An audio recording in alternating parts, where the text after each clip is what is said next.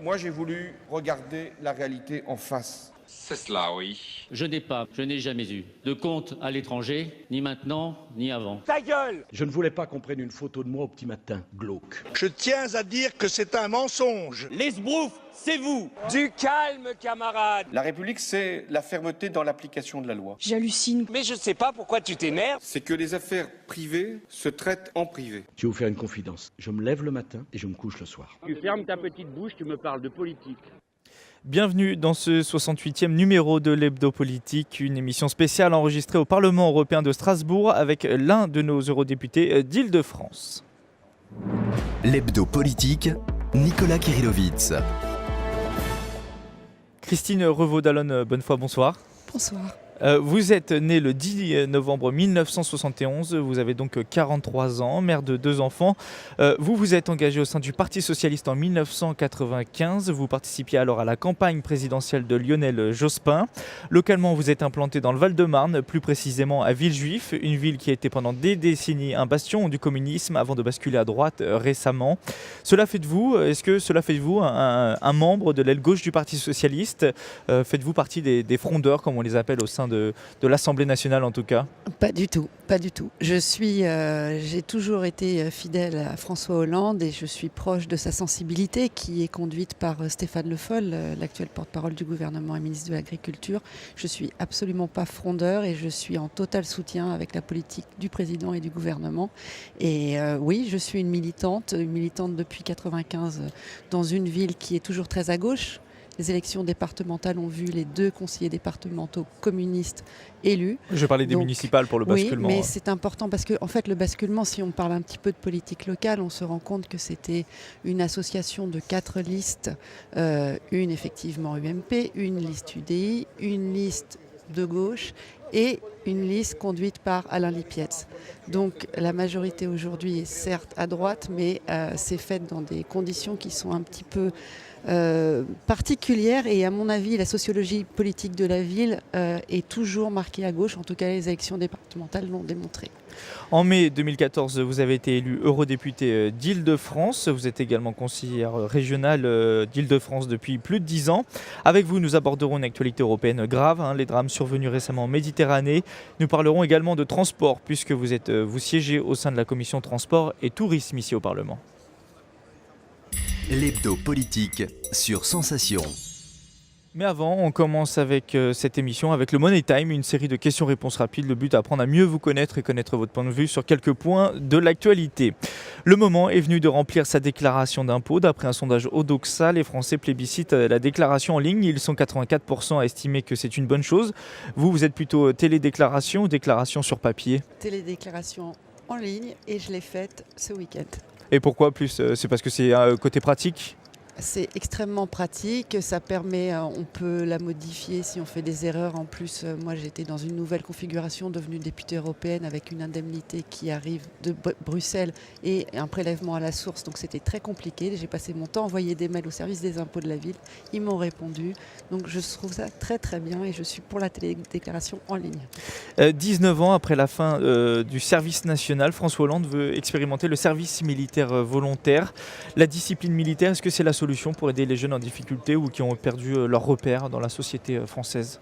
Le service militaire avait quelque chose de positif. Bon, il avait d'abord quelque chose de négatif, c'est que c'était uniquement pour les garçons et il n'y avait pas les filles. Et ça, c'est un sujet.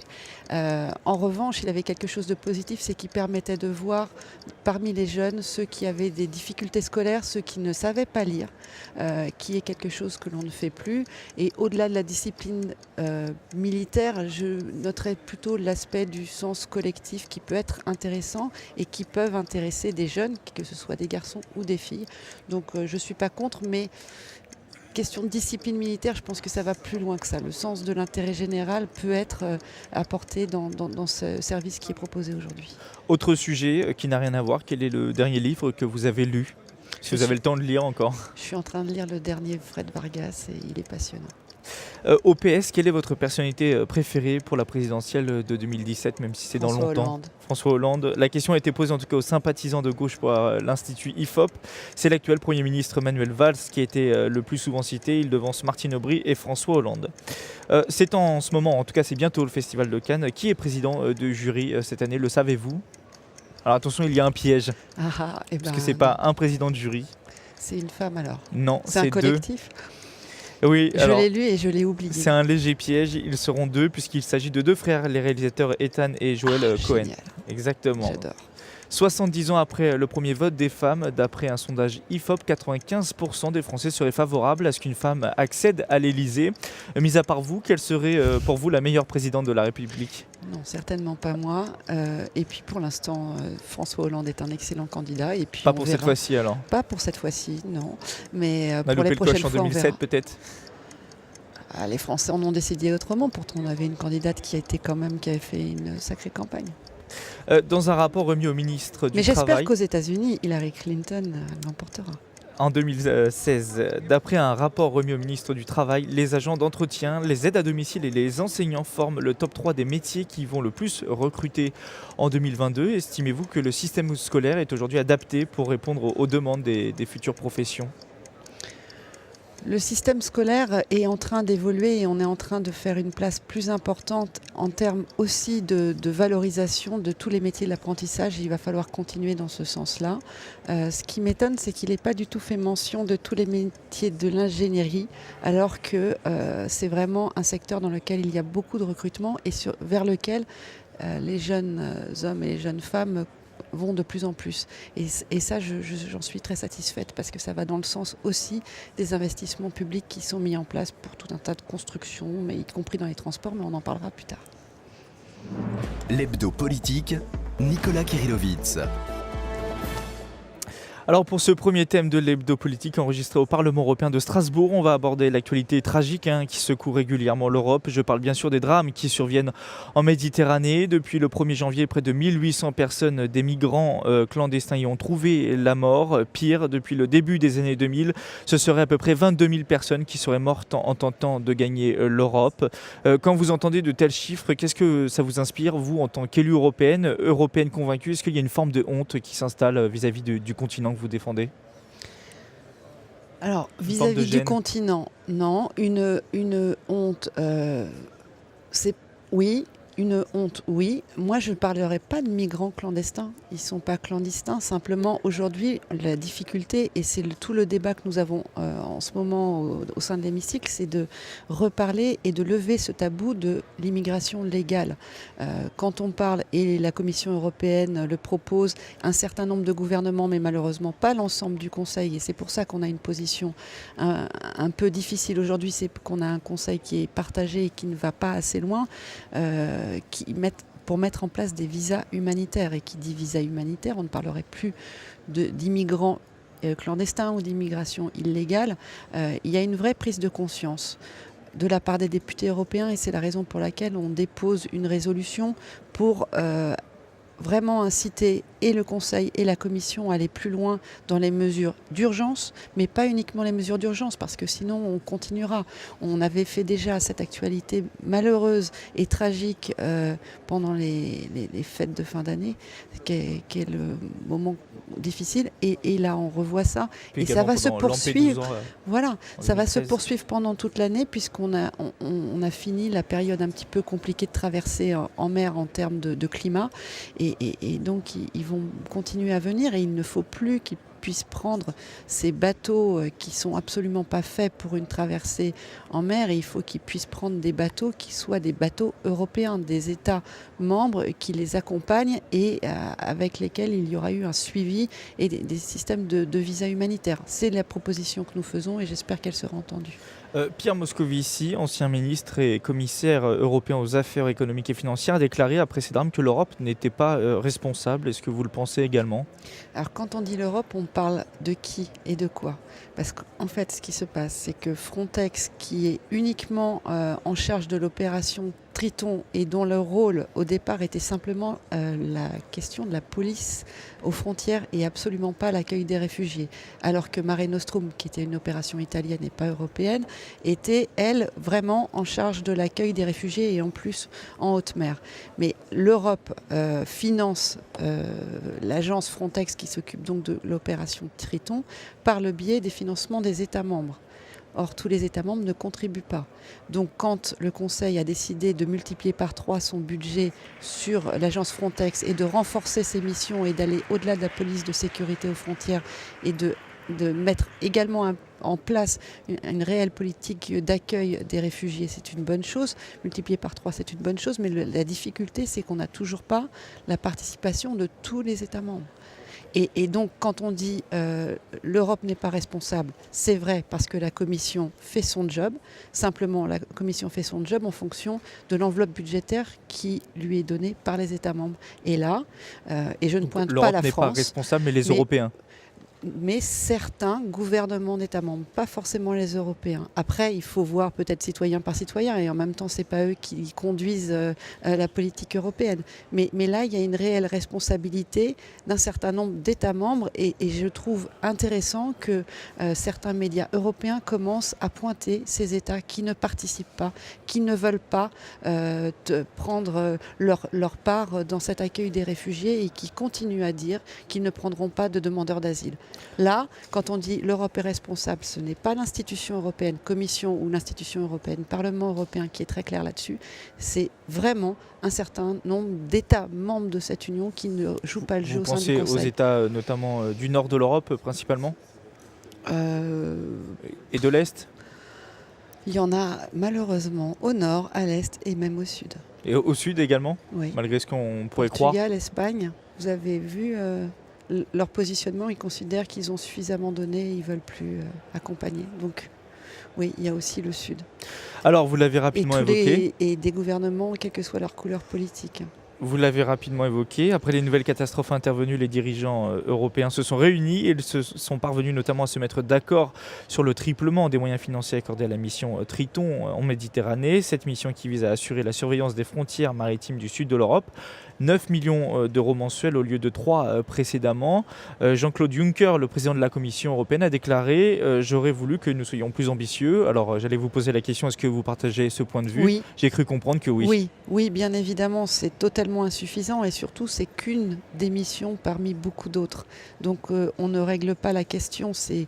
On a été tous extrêmement déçus par la décision du Conseil et je sais que dans le Conseil, il y a un certain nombre de gouvernements qui le sont également. L'Italie, la France avaient des positions beaucoup plus volontaires que ce qui a été fait par le Conseil aujourd'hui. Vous dites sur votre blog, les solutions concrètes existent depuis des années. Alors ça va prendre du temps, j'imagine, à la voix orale maintenant, mais rapidement et simplement, quelles sont-elles ces solutions? Alors déjà, il y a une directive qui a été prise et qui a donc été validée et par le Conseil, par la Commission, par le Parlement européen en 2001. C'était suite à la guerre au Kosovo et l'accueil des réfugiés du Kosovo et qui permet de mettre en place immédiatement un accueil de façon temporaire, de proposer des visas temporaires à toute personne qui aurait besoin de venir sur notre territoire. Il faut juste que les États membres la respectent et l'appliquent, mais elle est là. Donc la Commission est là. Hier, j'ai interrogé M. Timmermans, le premier vice-président de la Commission Juncker, sur cette question-là. Mais que peut faire la Commission pour imposer à ces États membres d'appliquer la directive qu'ils ont déjà validée? Donc cette mesure-là, elle existe déjà. Il suffirait simplement qu'elle soit respectée. Qu'est-ce qui bloque selon vous les États membres aujourd'hui? Est-ce que c'est un manque de courage politique peut-être face à une opinion qui ne va pas dans le sens souhaité? En tout cas de l'aide aux plus... Je crois que le monde politique a eu pendant 20-30 ans un discours très... Je sais pas, il considérait que les questions d'immigration étaient des questions taboues et quand on est dans une situation de crise économique et sociale, on considère que voilà, ça va être le premier bouc émissaire, celui sur lequel on ferme les frontières. Donc déjà, on a plus ce problème. Sauf que l'immigration n'est pas un problème et qu'il faut arrêter de le regarder de cette manière-là et qu'on peut avoir une politique d'immigration cohérente dès lors qu'elle est partagée par tous. Et ça, on peut tout à fait le faire. Est-ce que finalement, il y a aussi une bataille de l'opinion que les partis, on va dire, les plus europhiles ont perdu par rapport aux partis les plus europhobes sur ces questions-là ? Je pense qu'on est en train de revenir là-dessus et on s'aperçoit dans la résolution qui j'espère sera votée dans quelques minutes, démontrer que l'Europe europhile est vraiment sur ces valeurs généreuses et humanitaires qui sont aussi l'ADN de l'Europe. C'est celle qu'on défend, c'est celle qu'on aime. En un an, le nombre d'immigrés entrés illégalement dans l'Union européenne a augmenté de 153%. L'an dernier, 276 000 migrants ont posé le pied sur le sol européen. Est-ce que vous pensez que l'Europe a les moyens d'accueillir plus de réfugiés et de demandeurs d'asile ? Et si oui, on sait à peu près combien ou pas ? On peut chiffrer ça ? Non, et moi je suis toujours très perplexe sur les calculs a priori de combien de migrants on pourrait prendre. C'est un des points dans la résolution commune qui me gêne, c'est la notion de quota. On ne peut pas a priori définir le nombre d'étrangers qui viendront. D'abord, il peut y en avoir moins, il peut y en avoir plus, et puis l'année d'après, ça peut évoluer. Il faut pas raisonner en termes mathématiques, il faut vraiment raisonner en termes de solidarité, de partage au sein de l'ensemble de l'Union européenne pour voir comment on peut au mieux les accueillir et dès lors qu'ils sont effectivement éligibles soit à un visa humanitaire, soit à un visa de protection temporaire ou alors à un visa économique. Mais il faut regarder les choses en fonction de leur situation, pas en fonction d'un quota que nous aurions à disposition pour les accueillir. C'est pas la bonne façon de traiter le problème. Absolument. Selon un sondage réalisé quelques jours après les drames survenus au mois d'avril en Méditerranée, 66% des Français ont déclaré ne pas faire confiance à l'Europe pour éviter de nouveaux drames. Est-ce que vous faites toujours confiance à l'Europe pour éviter de nouveaux drames ? Est-ce qu'il n'y aura plus de drames à l'avenir avec les moyens qui ont été trouvés récemment ? Mais pour cela, c'est ce que je disais tout à l'heure, il faudrait que ce soit l'Europe qui soit effectivement responsable, donc effectivement en charge. Et la difficulté, c'est que pour l'instant, ça reste encore du pouvoir des États membres. Et c'est la raison pour laquelle Matteo Renzi, dont le pays est le plus particulièrement concerné aujourd'hui, a dit « et ça suffit là, plus tout seul ». Vous pensez qu'un jour on aura une stratégie commune, une stratégie européenne et qu'on arrivera à aller au-delà des divergences sur ces questions-là ? C'est indispensable. Quand on voit le travail que fait la haute représentante aux affaires étrangères Federica Mogherini, quand elle va devant l'ONU pour demander qu'il y ait une prise en compte mondiale, et elle a complètement raison, quand elle voit les discussions qu'elle essaie de mener aussi avec les pays qui sont les pays d'origine de ces migrants, il faut vraiment progresser dans la notion d'une politique étrangère européenne. C'est quelque chose que nous portions dans la campagne, et la politique européenne de défense aussi. Mais pour cela, encore une fois, il faut que les États membres acceptent de lâcher cette prérogative qui est leur aujourd'hui. Jean-Louis Borloo, fondateur de l'UDI, a lui plaidé pour un plan Marshall en direction de l'Afrique, permettre le développement économique du continent africain. N'est-ce pas finalement la meilleure solution au-delà même d'une politique, on va dire, européenne commune d'immigration ? Est-ce que c'est pas ça le vrai souci ? C'est dans les questions des causes, c'en est une, mais il n'y a pas que l'accompagnement économique et de développement, c'est une évidence, mais il faut aussi regarder la situation politique de ces pays où il y a quand même aussi beaucoup de dictatures, et l'accompagnement économique ne pourra pas se faire tant qu'on sera dans des régimes de dictature. Donc il faut aussi regarder ça, et c'est ce qu'avait pointé d'ailleurs Federica Mogherini. Certains estiment qu'il faudrait peut-être intervenir en Libye. Est-ce que c'est votre cas face à la situation en Libye ? Est-ce qu'il faut réintervenir en Libye dans les affaires libyennes ? Là, il faudrait mettre en place une refondation politique, parce qu'elle n'a plus de base politique, la Libye. Je ne suis pas sûre que ce soit à l'Europe de le faire. En revanche, au niveau de l'ONU, il faudrait qu'il y ait effectivement une prise en compte, mais que ce soit l'ONU qui soit à la manœuvre, mais pas un continent ou un autre, parce qu'on nous traiterait encore d'ingérence, et je crois qu'on n'aurait pas tort. Justement, vous pensez que l'ONU a une part à prendre de responsabilité ? Ah oui, oui. Ce n'est pas uniquement une affaire européenne et africaine, en tout cas. Pas du tout, c'est une affaire mondiale, totalement mondiale. Vous pensez qu'on en a conscience de ça aujourd'hui, en tout cas que les dirigeants de ce monde, les décideurs en ont conscience? J'espère. Je pense que oui, mais j'espère. Mais il faudrait vraiment que l'ONU soit réformée aussi, que son système avec le Conseil de sécurité tel qu'il est fait et qui représente ce qu'était le monde à la sortie de la Seconde Guerre mondiale évolue. Quel est votre Que rôle? l'Europe n'est toujours pas à sa place, c'est quand même un vrai sujet. Quel est votre rôle, à vous, parlementaires européens, face à de telles tragédies? Comment vous pouvez faire en sorte que les choses changent? Ce qui est terrible quand on est député européen, c'est qu'on a un pouvoir législatif, mais finalement le pouvoir législatif du Parlement européen est très réduit, puisque sur des situations comme celle-ci, on peut s'émouvoir, on peut voter des résolutions, mais des résolutions, ça reste que des actes d'intention, et ce n'est pas de l'action, puisqu'on n'a pas en charge, on n'est pas dans un face-à-face avec la Commission où on donnerait notre accord ou pas, on voterait un budget, on fonctionne en tripartisme avec le Conseil qui est le vrai grand décideur. Donc en ce moment, on se sent malheureusement pas en capacité d'agir et c'est assez terrible. Je vous propose de faire une pause. On se retrouve dans quelques instants. On parlera de la politique européenne des transports. L'hebdo politique sur Sensation. De retour dans l'hebdo politique en compagnie de Christine Revaud d'Allonne Bonnefoy, eurodéputée socialiste d'Île-de-France. Et nous allons maintenant évoquer une politique pas forcément connue de l'Union européenne. Il s'agit de la politique des transports. Alors dans le détail, le secteur des transports en Europe, c'est à peu près 10 millions d'emplois et 5% du PIB. Et forcément, avec des économies et des citoyens toujours plus interconnectés, le poids de ce secteur ne va pas cesser de s'accroître. Christine Revaud d'Allonne Bonnefoy, vous êtes au Parlement européen, membre de la Commission des transports et du tourisme. Un mot peut-être pour nous expliquer rapidement, pour faire un peu de pédagogie, en quoi consiste votre travail au sein de cette commission?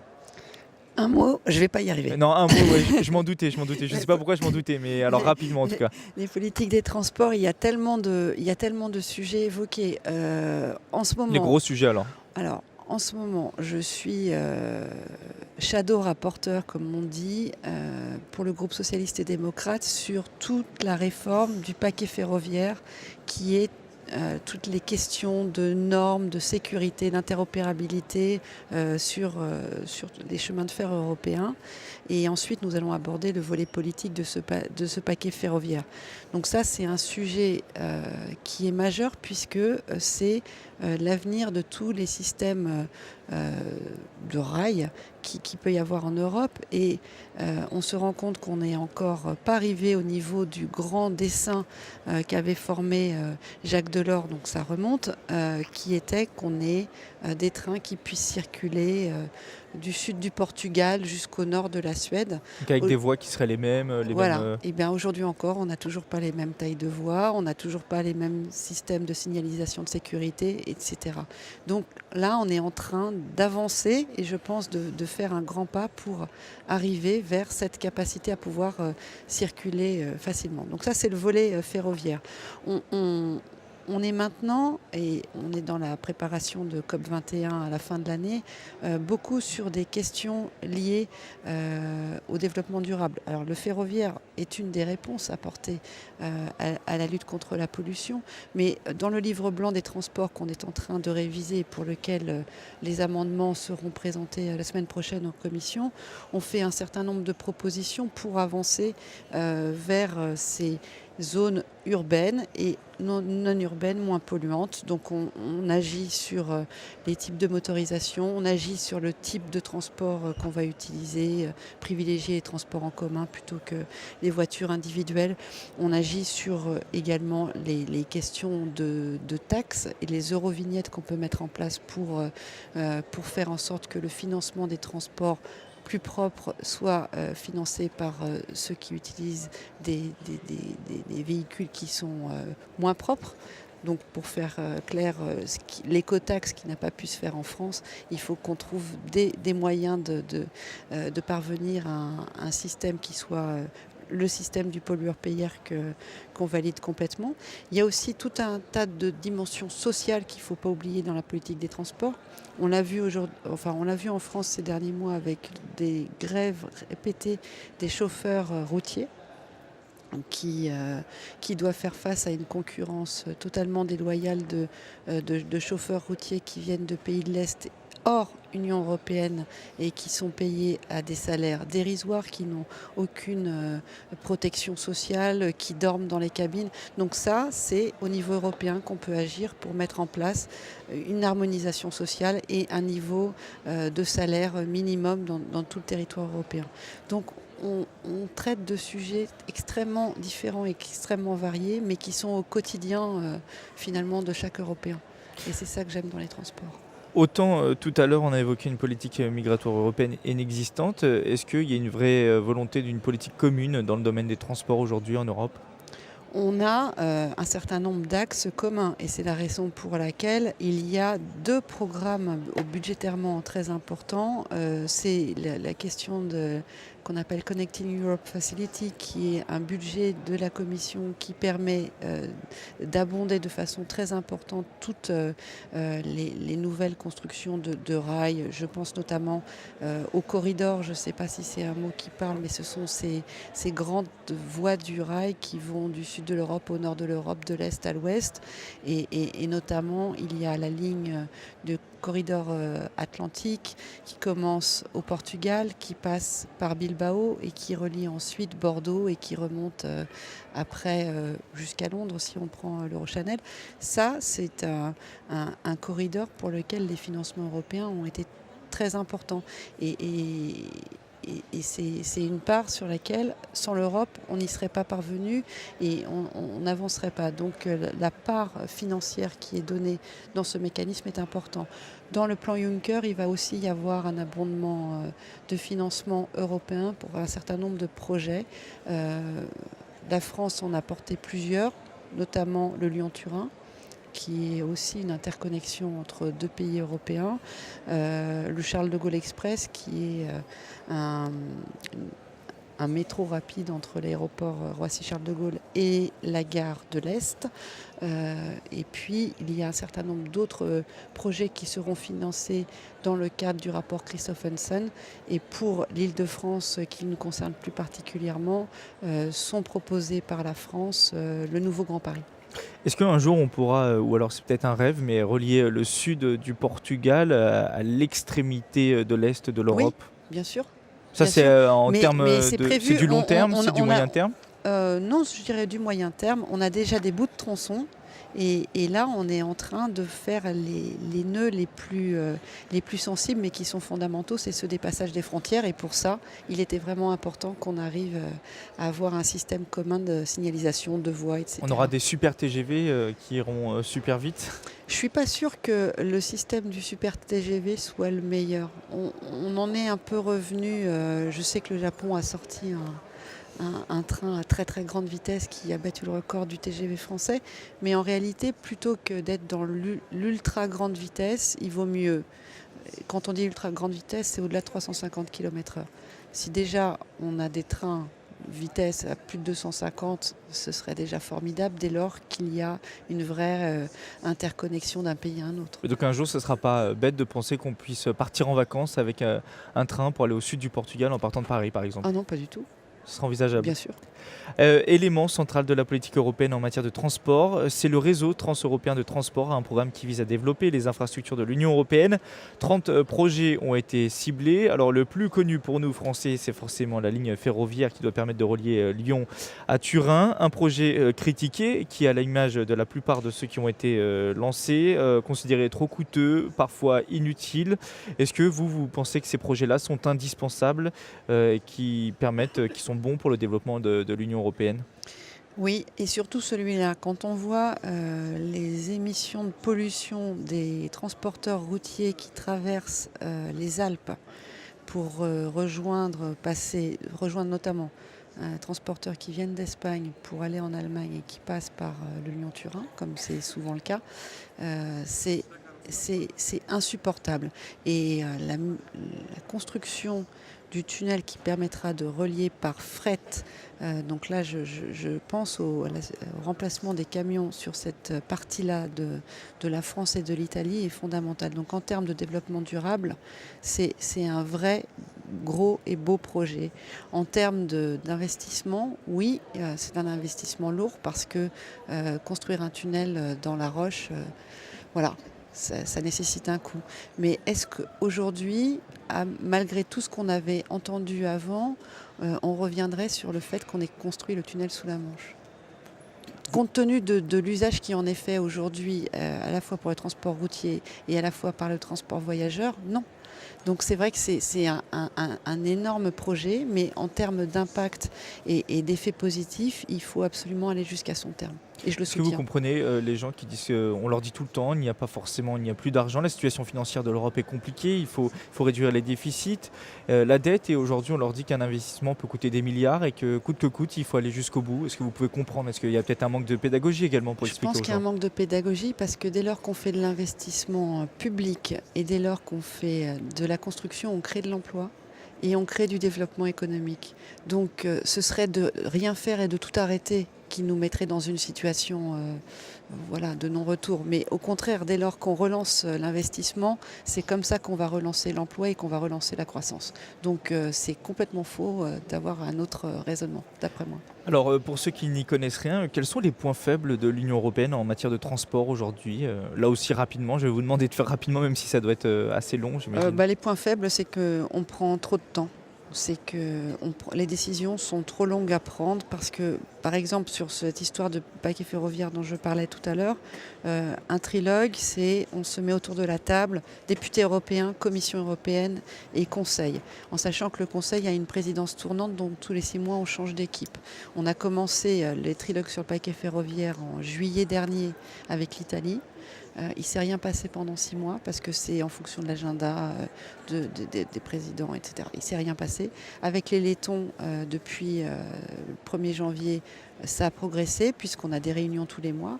Mais on est encore loin d'arriver au bout parce qu'on doit examiner amendement par amendement, virgule par virgule. Et là, franchement, il faudrait que ce soit un peu plus rapide et un peu plus C'est un peu le efficace. mot de l'Europe pour tous les dossiers, celle également finalement pour les transports. Ça va pas plus vite qu'ailleurs? Non, ça ne va pas plus vite qu'ailleurs. Et ça, c'est vraiment dommage. L'Union européenne s'est dotée en 2011 donc d'un livre blanc, on en a parlé, sur les transports pour une mobilité durable selon son titre. Et l'un des grands objectifs de ce livre blanc, c'est donc de diminuer de 60% les émissions de carbone liées au transport d'ici à 2050 par rapport à 1990. 4 ans plus tard, après la sortie de ce livre blanc, est-ce que l'on a déjà une vision de la portée de cette ambition? Est-ce qu'elle est en marche? Elle est en marche.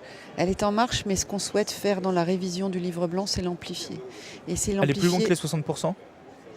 Quand je dis qu'elle est en marche, c'est qu'on n'est pas arrivé à 60%, mais ce qu'on veut faire, c'est aller plus loin que les 60%. D'accord. Voilà. Et on a bien avancé, mais il faut mettre un peu plus, je dirais, faut mettre l'accélérateur. Là aussi, Oui. Est-ce que le fait qu'il y ait la COP21, comme on l'a dit tout à l'heure, la conférence c'est internationale bienvenu. sur le climat, justement, est-ce que c'est un moyen de pression? Absolument.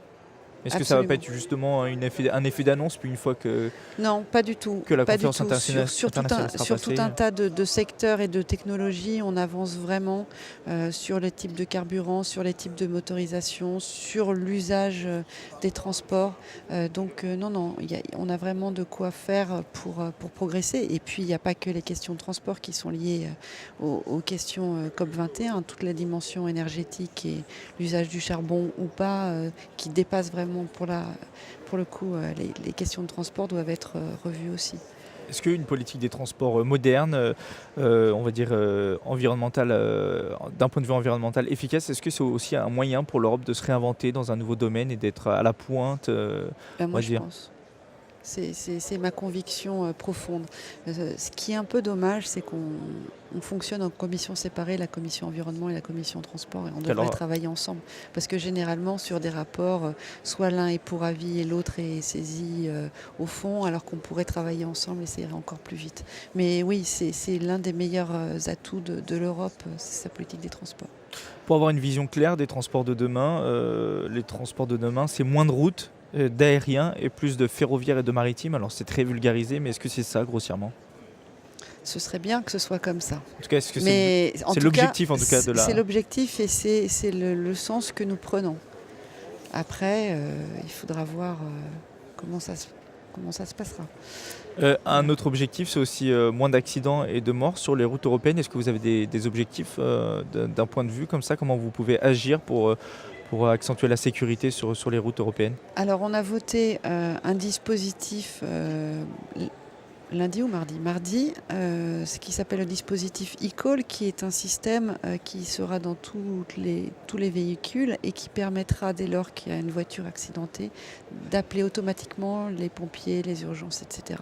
Ça, c'est un dispositif qui est fondamental et ça a été pris au niveau européen.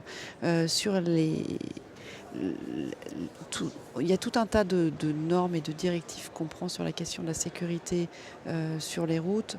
Il y a la question de la limitation de la vitesse qui pour l'instant n'est pas du tout harmonisée, sur laquelle il faudra travailler. Un jour, mais on aura dans la le même livre vitesse sur tout le continent européen, vous pensez? Je ne sais pas si on y arrivera, mais ça c'est... C'est l'objectif en tout cas. Ouais. Déjà, si en France on pouvait avoir une vraie harmonisation et arrêter de changer en permanence de vitesse, ce serait pas mal. Mais au niveau européen, pourquoi pas. Mais on essaie d'agir sur beaucoup de sujets concernant la sécurité routière. On avait voté il y a 2 ou 3 mois un texte concernant les gros camions et les normes de sécurité qu'elles devaient respecter pour éviter les accidents qui sont très nombreux entre les camions et puis les autres véhicules ou les piétons. Donc ça, c'est fait. Systématiquement, à chaque fois qu'on a un dossier transport, on a toujours un volet sécurité routière très important. Un mot pour terminer sur la loi Macron qui a fait beaucoup parler d'elle. Projet de loi Macron, excusez-moi, qui a fait beaucoup parler de lui. Le projet de loi en France qui vise à développer les lignes d'autobus à grande échelle. Est-ce que c'est quelque chose que l'Europe et plus précisément votre commission soutient? Pourtant, on sait que c'est polluant les autobus. Mais ça dépend. Alors moi, je suis favorable à cette mesure et je vais vous dire pourquoi. Autant sur le réseau ferroviaire principal, il est important de rénover et de continuer sur le ferroviaire, autant il y a tout un tas de lignes, il ne faut pas être hypocrite et pas se cacher les choses, de petites lignes entre des villages ou des petites villes de province qui ne sont plus desservies. Il n'y a plus d'horaires de train qui permettent aux personnes qui n'ont pas les moyens d'avoir un véhicule personnel de se déplacer. Et donc, soit on remet en route et on investit énormément dans le ferroviaire alors qu'il n'y aura pas suffisamment de personnes qui emprunteront ce type de voie, soit on met en place un vrai système de cars qui permet à coût moindre de se déplacer et permettre à ces personnes d'aller vers l'emploi, d'en finir avec cette fracture sociale qui est liée à l'impossibilité de se déplacer. Et sur les bus et les cars, et je travaille là-dessus sur un rapport au Parlement européen, mais aussi au sein du STIF, il faut savoir qu'il n'y a pas forcément que des bus au diesel. Que maintenant se développent pour les zones urbaines les bus électriques et hybrides, et pour les zones qui ne sont pas urbaines, les bus au gaz. Or, c'est nettement moins polluant que le diesel. Donc moi, je suis pour la proposition qui est dans le projet de loi Macron, dès lors qu'on change le type de car et de motorisation. Et j'ai discuté avec un certain nombre de constructeurs de bus et de cars et d'opérateurs qui sont prêts à aller dans cette direction. Donc on peut faire non seulement un système qui soit à coût économique moindre, mais qui permette quand même de relier toujours les habitants de toute la France vers les pôles économiques, et en même temps sans polluer forcément la France. Donc j'y suis favorable. L'hebdo politique, Nicolas Kirillovitz. C'est la fin de cet hebdo politique. Merci Christine Revaud-Dallon, bonne foi, d'avoir répondu à nos questions. Je rappelle que vous êtes eurodéputée socialiste d'Île-de-France. On se retrouve la semaine prochaine pour un nouveau numéro de l'hebdo politique à 18h sur Sensation. D'ici là, bonne fin de dimanche et bonne semaine à tous. Merci à vous. L'hebdo politique sur Sensation.